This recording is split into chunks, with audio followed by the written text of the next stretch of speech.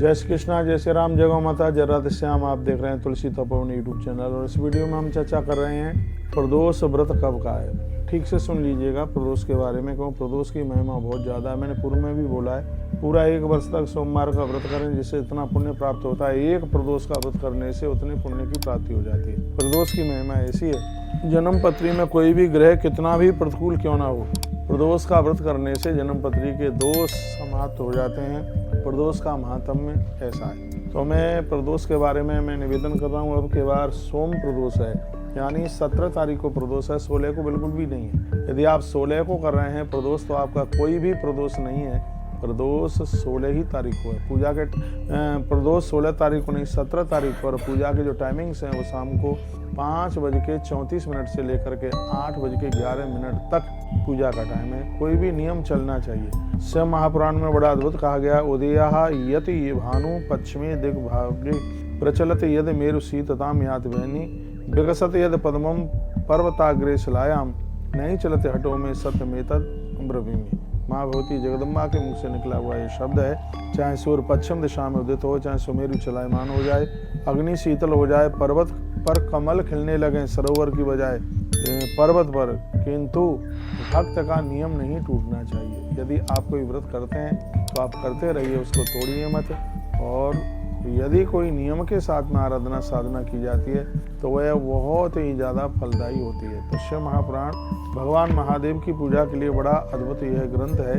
देव देव महादेवा कप्रदन शंकर प्रभु त्वय्यव लोकनाथेना पालता भुवन त्रयम्। संपूर्ण जगत को चलाने वाले भगवान महादेव हैं, उनको प्रार्थना कीजिए, कहिए भगवान आपकी कृपा से ही यह मेरा प्रदोष व्रत संभव हो सकता है।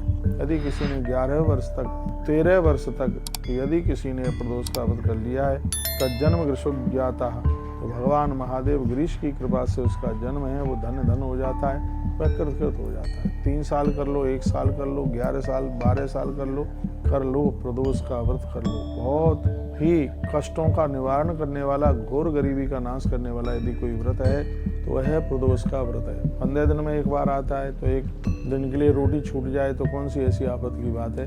पर कहा जाता है जो छूटे सो छूट जाए, पर रोटियां ना छूटे। खा करके इतने मोटे हो गए हैं, रोटियां नहीं छूटे, जो छूटे सो छूटे, पर अन्न नहीं छूटे, रोटी नहीं छूटे। अरे भैया, परमात्मा की कृपा से यहाँ सब आनंद बरस रहे हैं, इसको लूट लो। प्रदोष का व्रत मेरे निवेदन पर आप 1 वर्ष के लिए कर लीजिए, आप कहाँ से कहाँ पहुँच जाएंगे। इतनी बड़ी महिमा प्रदोष व्रत की है। टाइमिंग 17 नवंबर और दिन है उस दिन सोमवार को प्रदोष व्रत है। और टाइमिंग शाम को 5:34 से लेकर के 8:11 का टाइम है। भगवान के ऊपर सोमवार है, इसलिए बेल फल जरूर चढ़ाइए। कहीं न कहीं मिल ही जाएगा, बेल का फल चढ़ाइए। जिन बेटियों की शादी में विवाह में अवरोधकता आ रही है, दिक्कत आ रही है, वह सोमवार के दिन प्रदोष काल में जो मैंने टाइमिंग्स बताए उस समय में भगवान महादेव के ऊपर एक बेल फल जरूर चढ़ाएं, बहुत आनंद आ जाएगा। संपदा प्राप्ति के लिए भी बेल फल, कर्जा निवारण के लिए भी बेल फल किसी वरदान से कम नहीं है। काले तिल चढ़ाना बिल्कुल भी नहीं भूलिएगा। श्वेत फूल भगवान शंकर के ऊपर जरूर चढ़ाएं। जो प्रदोष की पूजा करें, भले ही सफ़ेद रंग का एक बिलंदा का आप रूमाल चढ़ाएं, भगवान शिव के ऊपर ये प्रदान सफ़ेद प्रदान जरूर चढ़ाइए। तो यह प्रदोष मार्गशीर्ष का ये प्रदोष आपके लिए बहुत मांगलिक हो, बहुत शुभ हो।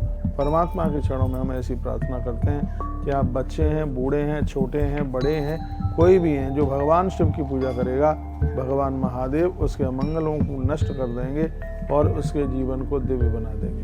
तो यह हमने कुछ ग्रंथ के माध्यम से कुछ बातें आपके पास तक पहुंचाई। धन्यवाद आपका है कि आपने इसको पूरा सुना। हो सके तो शंकर जी के पास बैठ करके आप भगवान महादेव का मंत्र भी जरूर जपिएगा। ओम नमः शिवाय बड़ा अद्भुत मंत्र है, भगवान शिव को प्रसन्न करने के लिए यह मृत्यु लोक का वरदान है। लिखा है पंचाक्षरम 5 लक्ष आयुष्यम प्रजपेद्वति। यदि किसी ने भगवान शंकर का 5 लाख ओम नमः शिवाय पंचाक्षर मंत्र जप लिया है तो भगवान महादेव उसको एक्स्ट्रा, उसको भगवान महादेव उसको उम्र दे देते हैं, उसको आयु दे देते हैं।